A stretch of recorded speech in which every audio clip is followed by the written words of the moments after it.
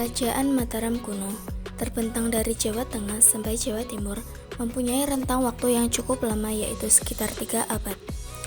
Periode Kerajaan Mataram kuno terbagi menjadi dua, yaitu periode Jawa Tengah dimulai pada masa Sanjaya dan periode Jawa Timur dimulai pada masa Pusindo. Pemindahan kerajaan ke wilayah Jawa Timur bukanlah suatu keanehan, mengingat jauh sebelum periode Pusindo, wilayah Jawa Timur telah dilirik karena potensi dan tingkat kesuburannya. Di wilayah Jawa Timur terdapat dua aliran sungai besar yaitu Bengawan Solo dan aliran Sungai Berantas. Selain itu, juga ditambah dengan aliran-aliran sungai lainnya. Di wilayah Jawa Timur juga terdapat gunung aktif yang mendukung perkembangan pertanian ke depannya. Nganjuk merupakan salah satu kabupaten yang ada di Jawa Timur. Nganjuk juga dikenal dengan nama kota angin karena memiliki intensitas udara yang tinggi. Nya berada di dataran rendah dan di antara dua pegunungan, yaitu Wilis dan Pandaan, serta dilalui oleh Sungai Widas dan Berantas. Jejak sejarah terkait keberadaan wilayah Nganjuk pada periode klasik menunjukkan keterangan yang lebih jelas dibandingkan dengan periode sebelumnya, khususnya semenjak periode Kerajaan Medang. Hal ini terbukti dengan semakin banyak ditemukannya tinggalan arkeologis berupa candi, prasasti, arca, dan beragam artefak khas periode klasik. Pada periode klasik ini, Nganjuk sebagai sebuah kesatuan wilayah dan pemerintahan mulai mendapatkan kejelasan petunjuk sejarah tertulis. Hal ini seiring dengan ditemukannya beberapa prasasti yang tersebar di wilayah Nganjuk. Beberapa prasasti utama yang ditemukan dan sudah dikaji oleh para ahli yaitu Prasasti Kinawe berangkat tahun 927 Masehi, Prasasti Haring berangkat tahun 934 Masehi, dan Prasasti Anjuk Ladang yang berangkat tahun 937 Masehi.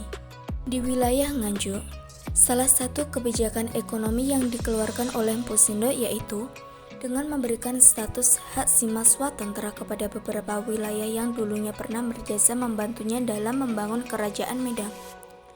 Pemberian status sima ini dikarenakan masyarakat Anjuk Ladang telah berjasa dalam membantu pasukan Pusindo untuk mengalahkan pasukan Melayu. Dalam analisis prasasti, dijelaskan bahwa adanya keterangan terkait penyerangan bala tentara Melayu yang sampai ke wilayah Nganjuk yang sebenarnya merupakan rentetan panjang dari konflik-konflik politik perebutan pengaruh antara dua kerajaan yang berlangsung lama, yaitu Kerajaan Medang di Jawa Tengah dan Kerajaan Sriwijaya di Sumatera. Prasasti tentang penetapan sima pada umumnya diawali dengan Manggala, yaitu seruan kepada dewa, yang dilanjutkan dengan penyebutan unsur-unsur penanggalan yang memuat keterangan tentang kapan prasasti dikeluarkan. Keterangan tentang nama raja atau pejabat yang mengeluarkan prasasti dilanjutkan dengan nama-nama pejabat yang menerima perintah. Kemudian dilanjutkan dengan keterangan untuk keperluan apa sebuah sima ditetapkan, pejabat yang hadir, serta proses pelaksanaan upacara. Sejak berkuasanya Sindok pada masa Kerajaan Mataram, ia telah meninggalkan banyak prasasti yang kebanyakan berisi mengenai pembebasan tanah dari pajak untuk keperluan bangunan-bangunan suci. Di dalam prasasti Anjuk Ladang yang berangkat tahun 859 Saka, dikatakan bahwa Raja Pusindo telah memerintahkan agar tanah sawah Kakatikan di Anjuk Ladang dijadikan sima dan dipersembahkan kepada Batara di Sang Hyang Prasada Kebaktian di Sriwijaya Merta, Darman dari Samkat Anjuk Ladang. Itu merupakan anugerah raja pada penduduk desa Anjuk Ladang. Sayangnya, prasasti ini bagian atasnya usang, sehingga belum jelas alasan raja memberikan anugerah kepada penduduk di Anjuk Ladang.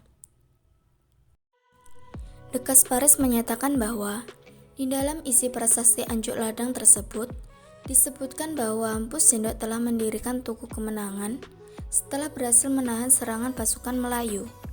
Dan ketika tahun 859 Saka, tugu tersebut kemudian digantikan oleh sebuah bangunan candi.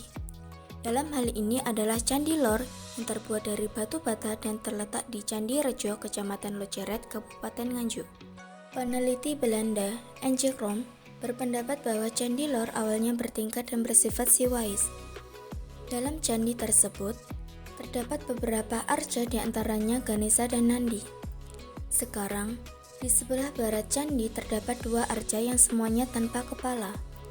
Yang satunya diperkirakan arca Ganesha, yang satu lain diperkirakan Siwa Mahadewa. Di sebelah barat arca terdapat Lingga dan Yoni, yang keadaannya telah rusak. Di sebelah baratnya terdapat dua buah makam yang oleh penduduk diyakini sebagai makam Yang Kerta dan Yang Kerti, Abdi Kinasih Mpu Sindok. Selain itu, di sekitar tempat tersebut pernah ditemukan banyak arca berbahan dasar perunggu.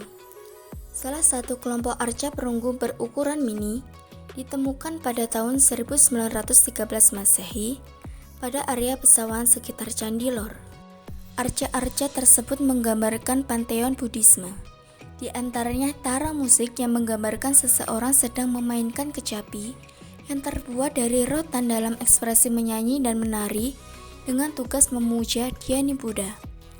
Arca Bodhisattva, di mana dalam konsep Buddha Mahayana Bodhisattva yang dianggap sebagai calon Buddha.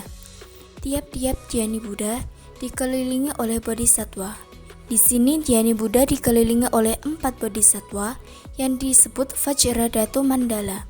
Kemudian dua arca lainnya yaitu Arca Dupatara dan Puspatara, di mana keduanya digambarkan memiliki tubuh yang ramping. Penemuan arca-arca berbahan perunggu dan bercorak Buddha, sedangkan Candi Lor bercorak Siwa, menunjukkan adanya kerukunan dan keharmonisan antar umat beragama di wilayah Anjuk Ladang pada abad ke-10. Di wilayah Nganjuk, selain terdapat sejarah mengenai kerajaan Mataram kuno, juga terdapat sejarah mengenai kerajaan Majapahit. Dalam sejarah kerajaan Majapahit, banyak ditemukan tinggalan arkeologis pada periode ini, salah satunya yaitu Candi Ngetos yang berada di lereng utara Gunung Wilis. Candi Ngetos terletak di Desa Ngetos, Kecamatan Ngetos, Kabupaten Nganjuk. Candi Ngetos dibangun pada abad ke-14 atau masa pemerintahan Hayam Wuruk. Hal ini dapat dibuktikan dengan bentuk dan gaya seni arsitektur candi yang memiliki kemiripan dengan gaya bangunan yang sejaman. Secara fisik, bangunan Candi Ngetos terdiri dari kaki candi dan bagian tubuh, sedangkan atap candi sudah runtuh. Di lokasi candi saat ini tidak ditemukan arca, namun arca yang pernah ditemukan di Candi Ngetos adalah Arca Siwa dan Arca Wisnu.